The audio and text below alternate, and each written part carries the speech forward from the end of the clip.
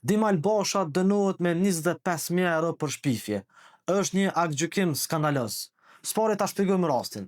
Dimali është pa ditë prej Mustaf Grajincës për një shkrim të vitit 2019, kohë kur Dimali ishte gazetar dhe qytetar i thjesht, pra s'ishte pjesë e vetëvendosjes.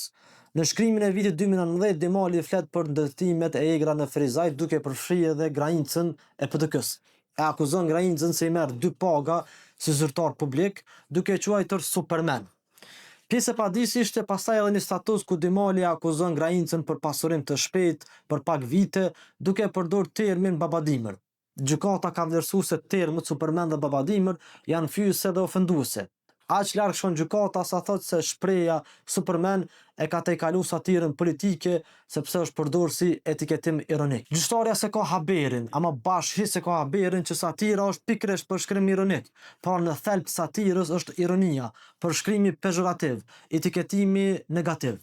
Gjyqtarja ka mujt veç me qel fjalorin e gjuhës së ëmbël shqipe, edhe me pa që satira është ironi therrse, fshiklluse ndaj veseve të dobta të njerëzve e shoqërisë. Domthon krejt çfarë i ka mjaftu gjyqtarës është një kërkim në Google edhe me shkru 2 fjali, satira dhe kuptimi. Edhe me lexu çka është realisht satira. Termin babadimër gjykata e ka vlerësuar si përmbajtje të tepruar fyese. A i bie kjo sipas gjyqtarës që ka dhe fyre jo të tepërt? Nejse, nuk e kam idenë ku qëndron fyrja me të quajt dikush babadimër.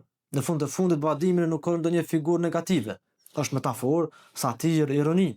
Gjykata është lëshuar edhe në interpretime të tjera banale, si për shembull që pasuria e Grajincës nuk është 700.000 euro siç ka pretenduar Dimali, por 649.406 euro.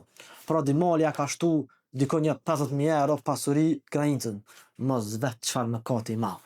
Nëse ky aktgjykim bëhet normë në gjykata, atëherë cënohet liria e fjalës dhe kufizohet përdorimi metaforave e satirës politike nga ana e gazetarëve.